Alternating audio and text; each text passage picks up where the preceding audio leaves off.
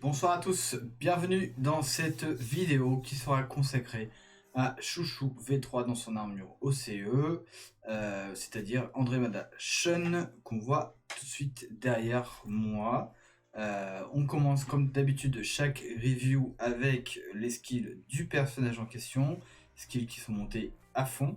Et en Araya 1, donc son charge kill, on commence toujours par ça, donc le grade capture plus, donc comme le Shun LG en fait ça va capturer 1 à 3 adversaires de façon aléatoire et infliger des dégâts continus. Ce skill perce les barrières ennemies, donc ce qui veut dire que c'est un skill relativement intéressant.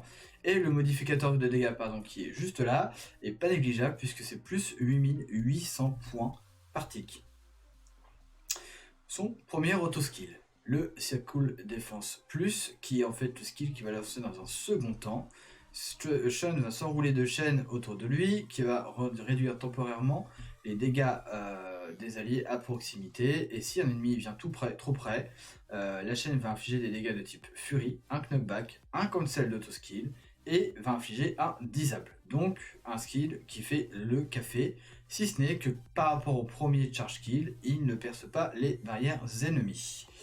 On voit aussi que le modificateur de dégâts qui est ici, voilà, n'est pas négligeable puisque, enfin le modificateur non, le modificateur en fait de réduction de dommages est de 75%, ce qui est assez phénoménal et le rend le skill vraiment très intéressant.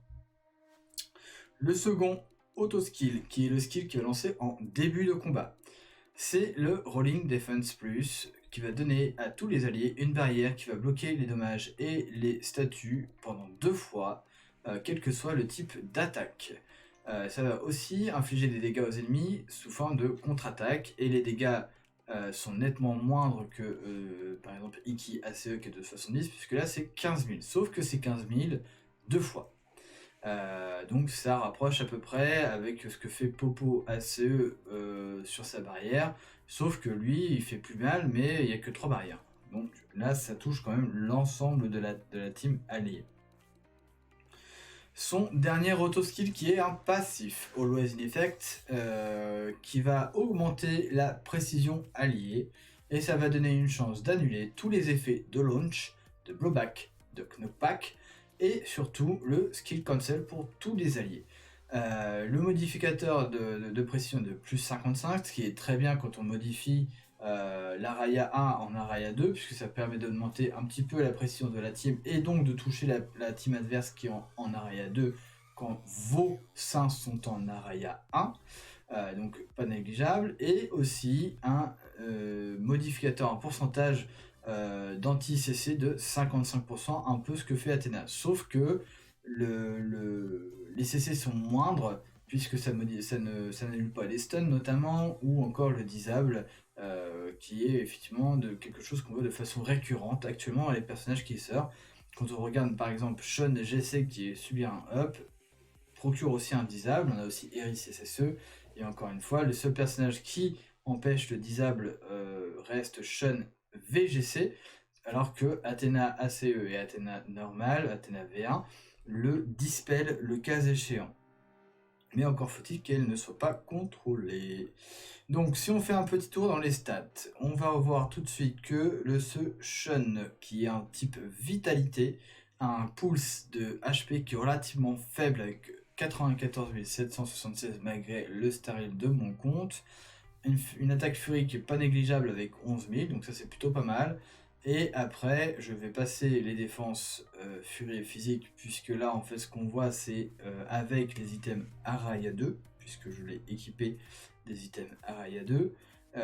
Et on va tout de suite descendre à une stat qui est intéressante, c'est le Cosmo Recovery, qui est de 150. À noter que ce personnage récupère le Cosmo en prenant des dégâts. Le charge kill, bien évidemment, ça va être un combo plus 2, comme la plupart, enfin comme tous les OCE, je vois pas pourquoi j'ai la plupart. Et on notera aussi qu'au niveau des stats, comme tous les OCE, vous voyez qu'il a des Vitality, Aura et Tech Growth Rate assez faibles. Il va falloir le faire monter en étoile pour qu'il devienne de plus en plus puissant. Voilà. comme un peu tous les OCE. Si on regarde un petit peu, il faut une petite comparaison avec des middle de type vitalité qui sont sortis récemment au niveau des stats. Si on prend par exemple Popo ACE, on va ici avoir un max HP de 115 000 points, ce qui le porte à 20 000 points au-dessus de Sean, et avec là en l'occurrence un Cosmo Recovery de 162, donc un petit peu supérieur aussi, mais ce qui est normal vis-à-vis de Popo AC. Donc c'est pour ça qu'on voit que le pool HP est vraiment faible par rapport à ce personnage là, surtout pour un type de vitalité. Alors on va passer maintenant au test, ce qui vous intéresse le plus, et on va pour cela aller dans le Grand Pop Quest. Pourquoi? Parce que ça me permet en fait de lancer les charge kills quand je le veux, et je voulais vous faire voir un petit peu comment fonctionnait, si on peut arriver à voir ça en fait, le nombre de ticks que procure en fait le charge kill de Sean, sans pour autant activer les skills des autres personnages. Et donc pour cela on va prendre une team relativement défensive avec du Abel, de l'Athéna V1, et on va coupler avec ça, comme il faut gagner quand même, on va mettre de l'Hades ACE, même si c'est pas le but, et on va mettre Yoga AGC, à la limite on va faire ça, et puis le fameux chouchou V3, où est-ce qu'il est? Il est là, voilà.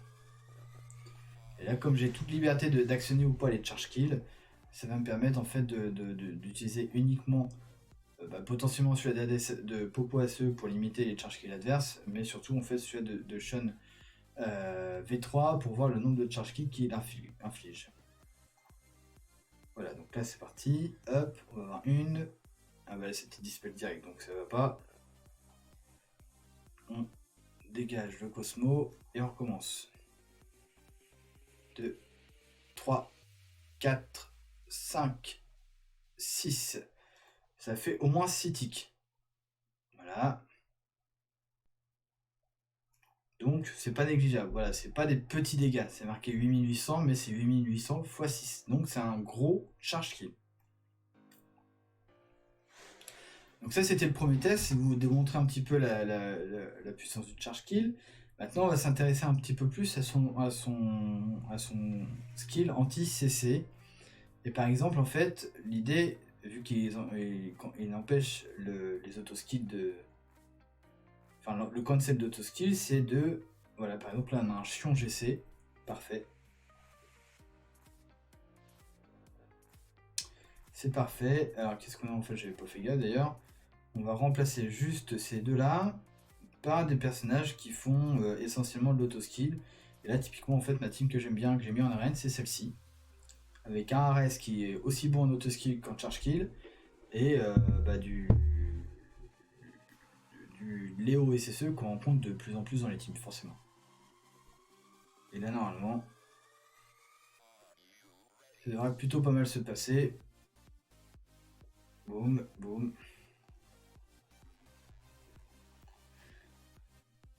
Voilà, pourquoi j'ai pris cette team là? Parce qu'en fait, le CC en fait de Sean permet en fait à Ares de ne pas être interrupt dans ce qu'il fait. C'est-à-dire que notamment son plus gros skill qui est le météore qui arrive en deuxième partie de combat, il est assez long à venir, donc il ne faut pas qu'il soit contrôlé.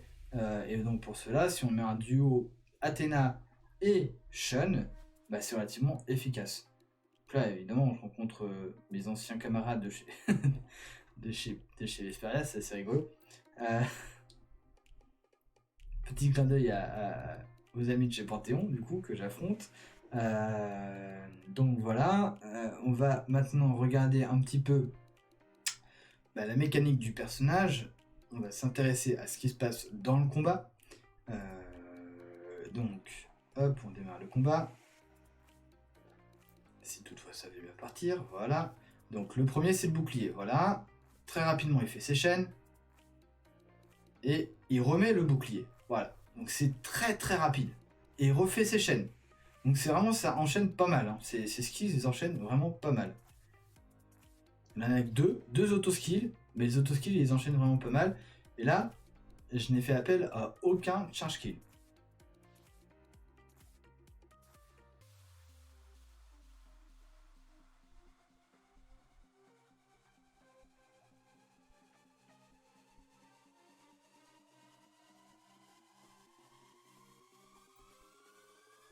Tac. Le dernier combat. Et cette fois-ci, je vais mettre en automatique. Pour que ça se déroule tout seul.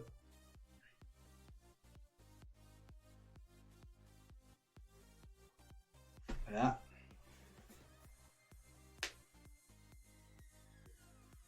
Boum. Le météore. Et ça débarrasse bien. Donc vous voyez que c'est relativement important avec les personnages. Donc là, par exemple, j'ai choisi moi Ares, mais on peut très bien imaginer y mettre du Loki, on peut imaginer mettre du Ayodin, même si Ayodin a perdu un petit peu de sa superbe à cause de MuACE qui bloque relativement bien son skill des épées. Mais voilà, ça peut être relativement intéressant. Couplé à ça, donc là encore, j'ai du Abel. Bon, on peut faire un test rapidement en sortant Abel parce que ça peut être aussi différenciant. Un personnage que j'apprécie et que j'ai récupéré effectivement avec la dernière, avec le dernier step-up, enfin l'avant-dernier step-up, c'était MuACE que je trouve relativement remarquable. Sauf que là, en fait, bah, ça risque de se chevaucher avec le bouclier de Shun. Mais par contre, on conservera en fait le bonus de défense qui est pas négligeable. Voilà, c'est un personnage en fait qui peut qui permet en fait de s'exonérer un tout petit peu de Abel, de le sortir un petit peu. Là, il est pas à Raya 2. J'ai encore ce qu'il faut pour le monter éventuellement si je le souhaite, puisque j'ai encore 2 jeux d'Araya 2. Voilà, donc là il enchaîne, hop, la vie de mes camarades ne bouge pas. Hein. Et là, paf, ça tombe, et ça tombe très très facilement. Bon, c'est vrai que c'était un niveau 107 en face, j'en dis ce qu'on vient pas, ça peut aider. Voilà, mais là on voit vraiment la vraie puissance libérée en fait de Ares et de Léo SSE qui en très peu de temps en fait font beaucoup de dégâts. Voilà, donc vous l'avez compris, si je fais une petite synthèse de ce nouveau Shun par rapport à ses skills, pour moi c'est un personnage qui est excellent, que je classerai dans un premier temps pour pas non plus être dithyrambique dessus, on va dire en S+, dans la tier list, que vous retrouverez évidemment en lien dans cette vidéo, que je vais mettre à jour d'ailleurs. Et voilà, c'est un personnage qui va devenir, à mon sens, très important, lié au fait que son anti-CC est totalement dans la méta, puisqu'on est actuellement vraiment dans les auto-skills, puisqu'au fur et à mesure qu'on avance, on a de moins en moins de personnages qui font mal avec des charge kills. Ça va sortir, ça va revenir plus tard quand l'Araya 2 va sortir, mais pour l'instant, on est sur les anciens personnages de type Araya 1 avec des dégâts qui sont faits sur des charge kills de Araya 1. Quand ils passeront en Araya 2, évidemment ils vont perdre 28% de dégâts, ce qui est assez significatif. Donc pour l'instant on est plus sur des personnages axés auto-skill, et pour le coup Shun V3 OCE va permettre en fait de sauvegarder, de pas être contrôle, de pas être CC. On l'a vu, il y a Shun n'a rien fait sur le coup. Ça peut être très intéressant d'ailleurs à coupler avec typiquement un mu Athéna exclamation, où il va pouvoir en fait enchaîner ses skills sans aucune difficulté. Donc là je vous ai fait voir une team, il en existe plein. Vous pouvez trouver n'importe quel team, puisque du coup c'est un personnage qui peut s'insérer dans n'importe quel team.